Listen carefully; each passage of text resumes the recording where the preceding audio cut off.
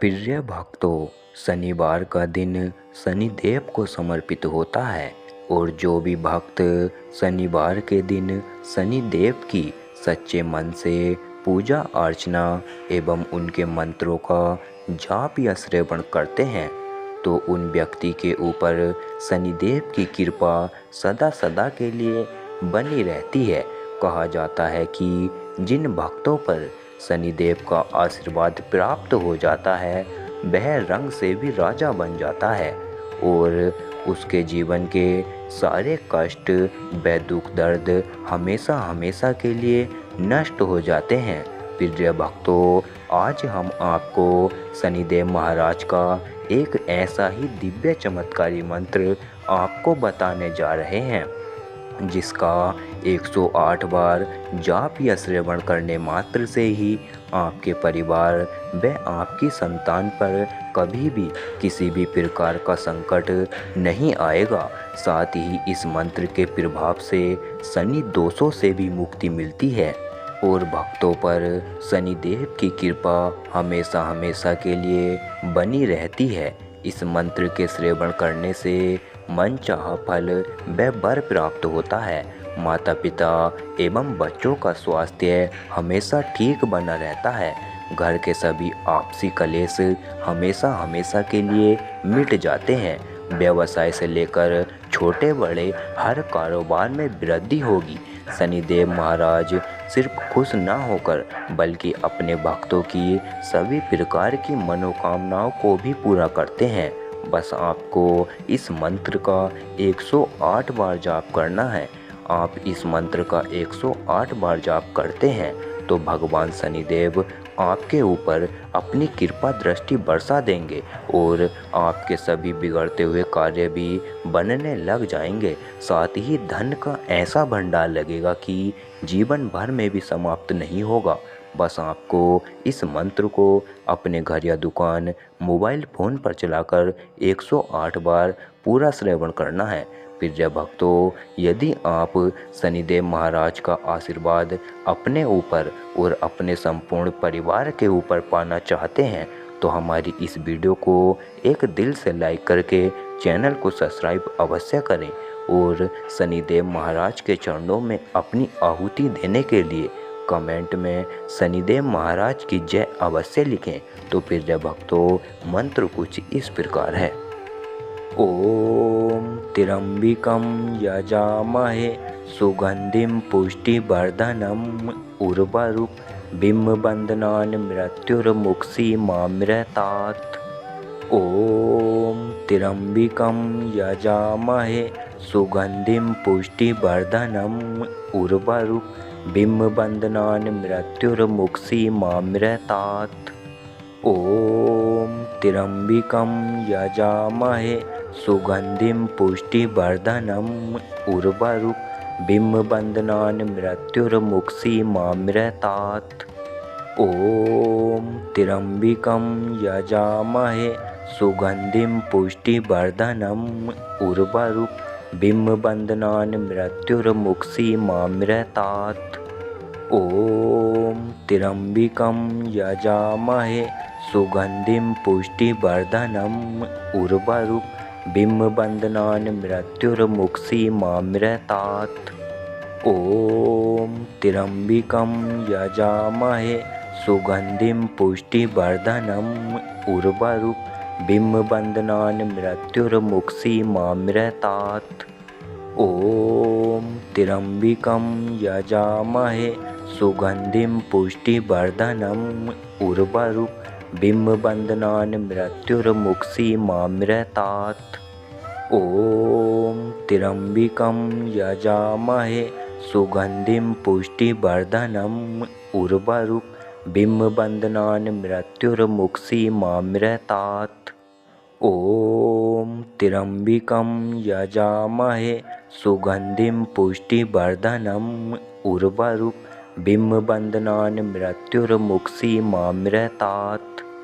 ओम त्र्यंबकं यजामहे सुगंधिं पुष्टिवर्धनम् उर्वारुकमिव बन्धनान् मृत्युर्मुक्षीमामृतात्।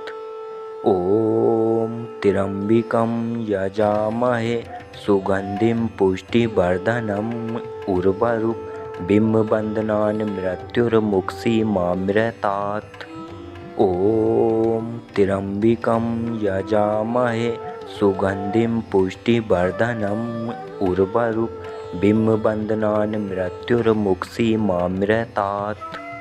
ॐ त्र्यम्बकं यजामहे सुगन्धिं पुष्टिवर्धनम् उर्वारुकमिव बन्धनान् मृत्युर्मुक्षीमामृतात्। ॐ त्र्यम्बकं यजामहे सुगन्धिं पुष्टिवर्धनम् उर्वारुकमिव बन्धनान् मृत्युर्मुक्षीमामृतात्। ॐ त्र्यम्बकं यजामहे सुगन्धिं पुष्टिवर्धनम् उर्वारुकमिव बन्धनान् मृत्युर्मुक्षीमामृतात्। ॐ त्र्यम्बकं यजामहे सुगन्धिं पुष्टिवर्धनम् उर्वारुकमिव बन्धनान् मृत्युर्मुक्षीमामृतात्। ॐ त्र्यम्बकं यजामहे सुगन्धिं पुष्टिवर्धनम् उर्वारुकमिव बन्धनान् मृत्युर्मुक्षीमामृतात्। ॐ त्र्यम्बकं यजामहे सुगन्धिं पुष्टिवर्धनम् उर्वारुकमिव बन्धनान् मृत्युर्मुक्षीमामृतात्। ॐ त्र्यम्बकं यजामहे सुगन्धिं पुष्टिवर्धनम् उर्वारुकमिव बन्धनान् मृत्युर्मुक्षीमामृतात्। ॐ त्र्यम्बकं यजामहे सुगन्धिं पुष्टिवर्धनम् उर्वारुकमिव बन्धनान् मृत्युर्मुक्षीमामृतात्। ॐ त्र्यम्बकं यजामहे सुगन्धिं पुष्टिवर्धनम् उर्वारुकमिव बन्धनान् मृत्युर्मुक्षीमामृतात्। ॐ त्र्यम्बकं यजामहे सुगन्धिं पुष्टिवर्धनम् उर्वारुकमिव बन्धनान् मृत्युर्मुक्षीमामृतात्। ॐ त्र्यम्बकं यजामहे सुगन्धिं पुष्टिवर्धनम् उर्वारुकमिव बन्धनान् मृत्युर्मुक्षीमामृतात्। ॐ त्र्यम्बकं यजामहे सुगन्धिं पुष्टिवर्धनम् उर्वारुकमिव बन्धनान् मृत्युर्मुक्षीमामृतात्। ॐ त्र्यम्बकं यजामहे सुगन्धिं पुष्टिवर्धनम् उर्वारुकमिव बन्धनान् मृत्युर्मुक्षीमामृतात्। ॐ त्र्यम्बकं यजामहे सुगन्धिं पुष्टिवर्धनम् उर्वारुकमिव बन्धनान् मृत्युर्मुक्षीमामृतात्। ॐ त्र्यम्बकं यजामहे सुगन्धिं पुष्टिवर्धनम् उर्वारुकमिव बन्धनान् मृत्युर्मुक्षीमामृतात्।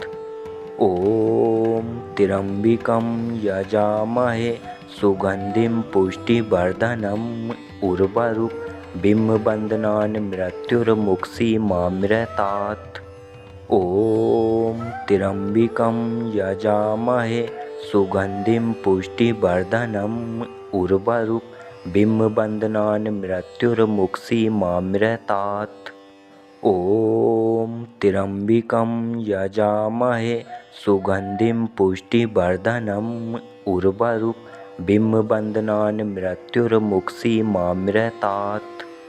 ॐ त्र्यम्बकं यजामहे सुगन्धिं पुष्टिवर्धनम् उर्वारुकमिव बन्धनान् मृत्युर्मुक्षीमामृतात्।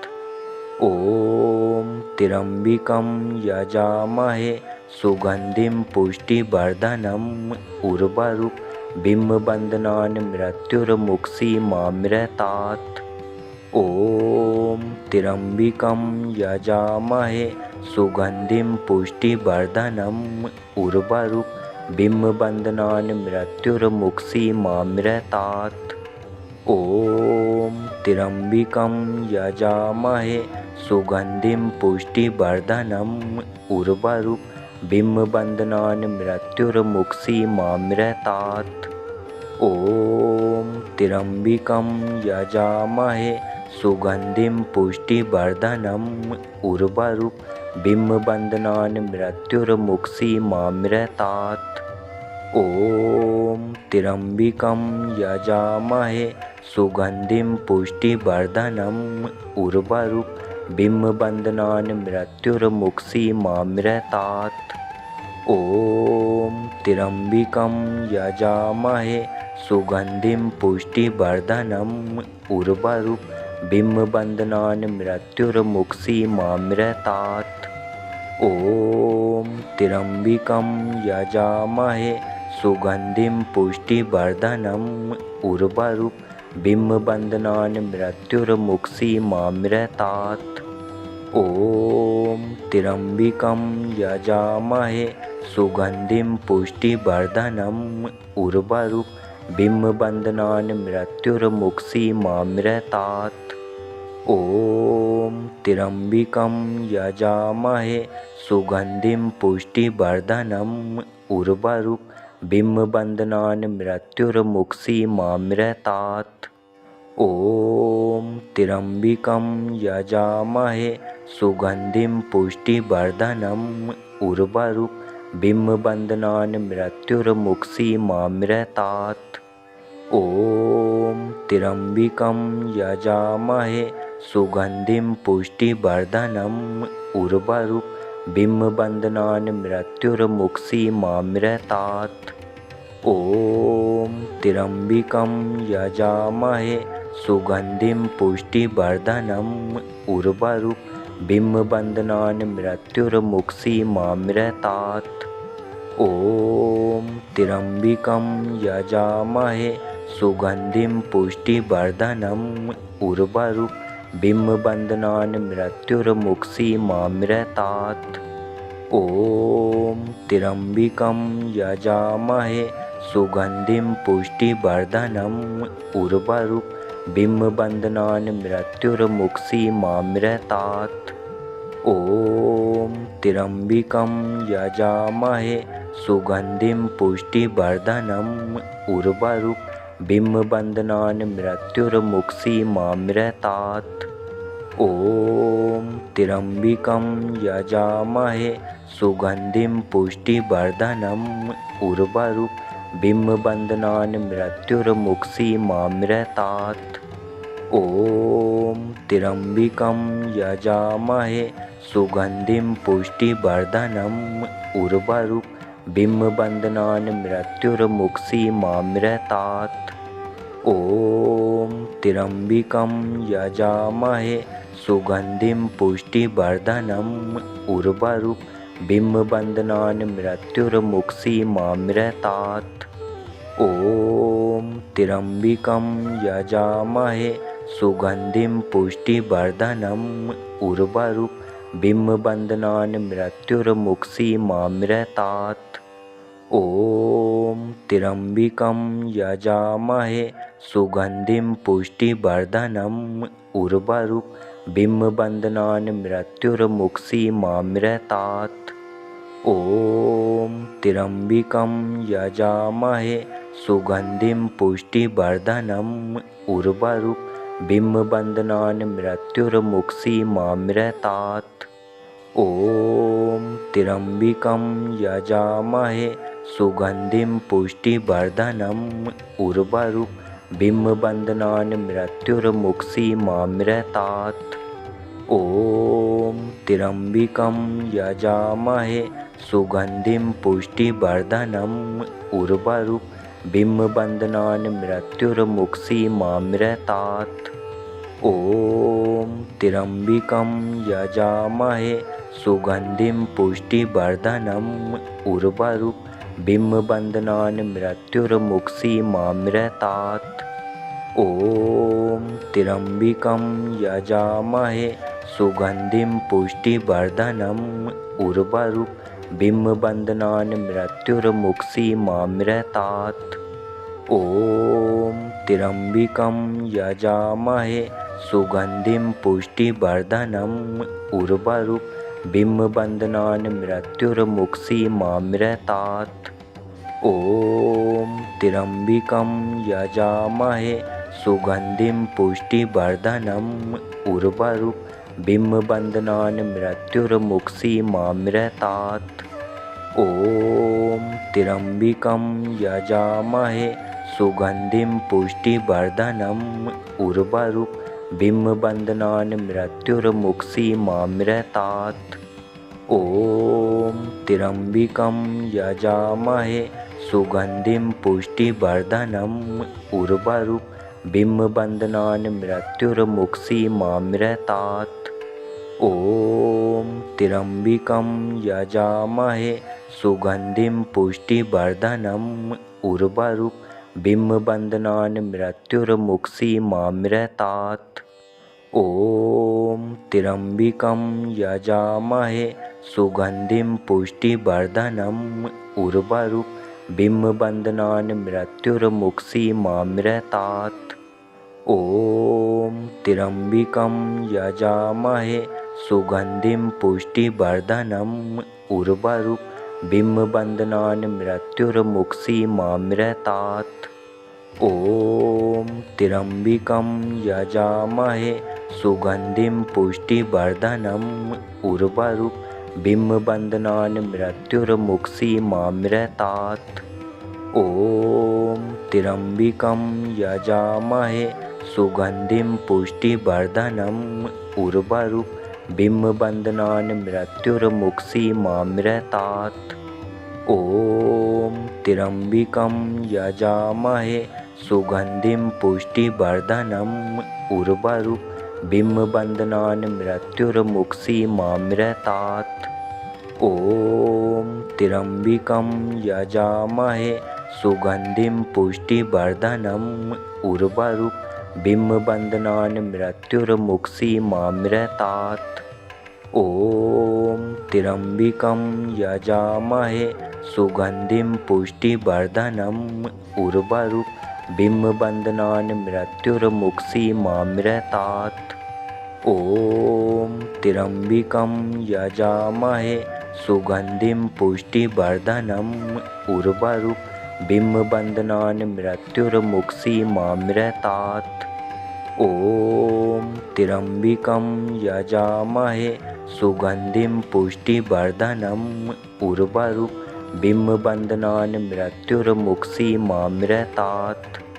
ॐ त्र्यम्बकं यजामहे सुगन्धिं पुष्टिवर्धनम् उर्वारुकमिव बन्धनान् मृत्युर्मुक्षीमामृतात्। ॐ त्र्यम्बकं यजामहे सुगन्धिं पुष्टिवर्धनम् उर्वारुकमिव बन्धनान् मृत्युर्मुक्षीमामृतात्। ॐ त्र्यम्बकं यजामहे सुगन्धिं पुष्टिवर्धनम् उर्वारुकमिव बन्धनान् मृत्युर्मुक्षीमामृतात्। ॐ त्र्यम्बकं यजामहे सुगन्धिं पुष्टिवर्धनम् उर्वारुकमिव बन्धनान् मृत्युर्मुक्षीमामृतात्। ॐ त्र्यम्बकं यजामहे सुगन्धिं पुष्टिवर्धनम् उर्वारुकमिव बन्धनान् मृत्युर्मुक्षीमामृतात्। ॐ त्र्यम्बकं यजामहे सुगन्धिं पुष्टिवर्धनम् उर्वारुकमिव बन्धनान् मृत्युर्मुक्षीमामृतात्। ॐ त्र्यम्बकं यजामहे सुगन्धिं पुष्टिवर्धनम् उर्वारुकमिव बन्धनान् मृत्युर्मुक्षीमामृतात्। ॐ त्र्यम्बकं यजामहे सुगन्धिं पुष्टिवर्धनम् उर्वारुकमिव बन्धनान् मृत्युर्मुक्षीमामृतात्। ॐ त्र्यम्बकं यजामहे सुगन्धिं पुष्टिवर्धनम् उर्वारुकमिव बन्धनान् मृत्युर्मुक्षीमामृतात्। ॐ त्र्यम्बकं यजामहे सुगन्धिं पुष्टिवर्धनम् उर्वारुकमिव बन्धनान् मृत्युर्मुक्षीमामृतात्। ॐ त्र्यम्बकं यजामहे सुगन्धिं पुष्टिवर्धनम् उर्वारुकमिव बन्धनान् मृत्युर्मुक्षीमामृतात्। ॐ त्र्यम्बकं यजामहे सुगन्धिं पुष्टिवर्धनम् उर्वारुकमिव बन्धनान् मृत्युर्मुक्षीमामृतात्। ॐ त्र्यम्बकं यजामहे सुगन्धिं पुष्टिवर्धनम् उर्वारुकमिव बन्धनान् मृत्युर्मुक्षीमामृतात्। ॐ त्र्यम्बकं यजामहे सुगन्धिं पुष्टिवर्धनम् उर्वारुकमिव बन्धनान् मृत्युर्मुक्षीमामृतात्। ॐ त्र्यम्बकं यजामहे सुगन्धिं पुष्टिवर्धनम् उर्वारुकमिव बन्धनान् मृत्युर्मुक्षीमामृतात्। ॐ त्र्यम्बकं यजामहे सुगन्धिं पुष्टिवर्धनम् उर्वारुकमिव बन्धनान् मृत्युर्मुक्षीमामृतात्। ॐ त्र्यम्बकं यजामहे सुगन्धिं पुष्टिवर्धनम् उर्वारुकमिव बन्धनान् मृत्युर्मुक्षीमामृतात्। ॐ त्र्यम्बकं यजामहे सुगन्धिं पुष्टिवर्धनम् उर्वारुकमिव बन्धनान् मृत्युर्मुक्षीमामृतात्। ॐ त्र्यम्बकं यजामहे सुगन्धिं पुष्टिवर्धनम् उर्वारुकमिव बन्धनान् मृत्युर्मुक्षीमामृतात्। ॐ त्र्यम्बकं यजामहे सुगन्धिं पुष्टिवर्धनम् उर्वारुकमिव बन्धनान् मृत्युर्मुक्षीमामृतात्।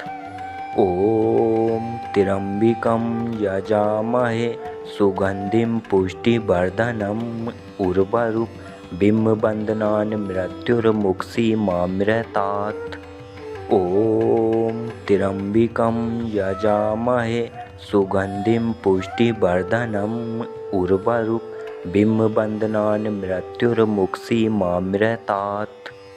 ॐ त्र्यम्बकं यजामहे सुगन्धिं पुष्टिवर्धनम् उर्वारुकमिव बन्धनान् मृत्युर्मुक्षीमामृतात्। ॐ त्र्यम्बकं यजामहे सुगन्धिं पुष्टिवर्धनम् उर्वारुकमिव बन्धनान् मृत्युर्मुक्षीमामृतात्। ॐ त्र्यम्बकं यजामहे सुगन्धिं पुष्टिवर्धनम् उर्वारुकमिव बन्धनान् मृत्युर्मुक्षीमामृतात्। ॐ त्र्यम्बकं यजामहे सुगन्धिं पुष्टिवर्धनम् उर्वारुकमिव बन्धनान् मृत्युर्मुक्षीमामृतात्। ॐ त्र्यम्बकं यजामहे सुगन्धिं पुष्टिवर्धनम् उर्वारुकमिव बन्धनान् मृत्युर्मुक्षीमामृतात्। ॐ त्र्यम्बकं यजामहे सुगन्धिं पुष्टिवर्धनम् उर्वारुकमिव बन्धनान् मृत्युर्मुक्षीमामृतात्।